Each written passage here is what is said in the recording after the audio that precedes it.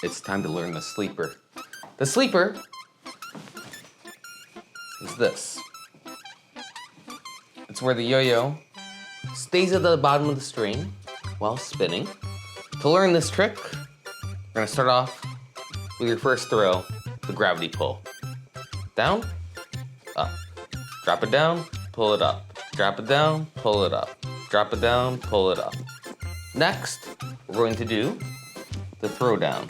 For the throw down, I like to have the yo-yo string coming over the top there rather than the bottom. If it's on the bottom, and you throw it down, kind of gets stuck to your finger.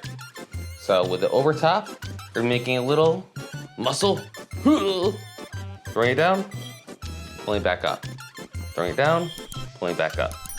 The sleeper, you don't pull it back up. You just throw it down. And then we have the sleeper.